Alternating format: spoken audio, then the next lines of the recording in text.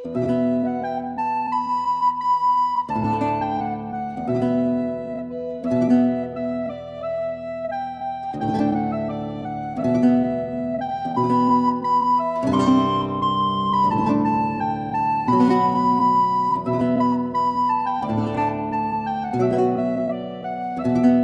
veniva dalle terre dell'inverno, sola senza amici nel deserto.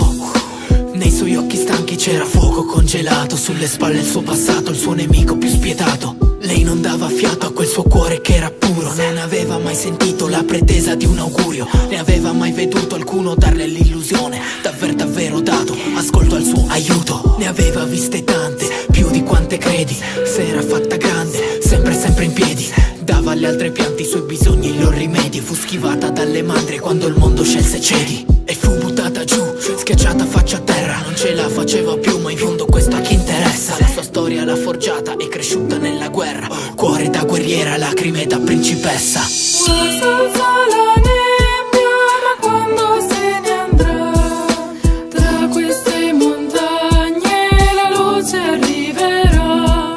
E canta la foresta d'amore e di pietà, ed ogni Dio dormiente il dolore ascolterà.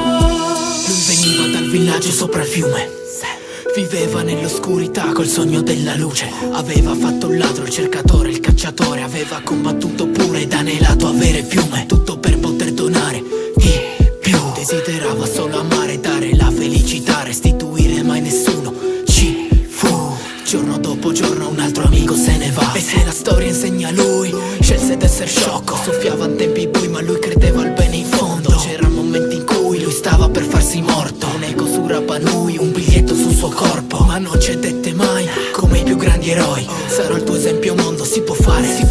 Ma la sua speranza ormai era nell'era e non nel poi. Piano piano quel suo sguardo seguitava a vacillare. Gli scontri di due vite, due corpi, mille ferite. Degli occhi di magnetite, l'intera terra si ferma. La fiamma che divampa, la danza della distanza. Dell'alba e la ninna nanna, ogni sbaglio e taglio si berna. Il mondo qui è impietoso, per chi sceglie d'amare. Il vento qui è impetuoso, accendiamoci un focolare. Al riparo dal maroso, lo scirocco e dal maestrale. Ci abbracciamo nudi e solo un altro sciocco temporale.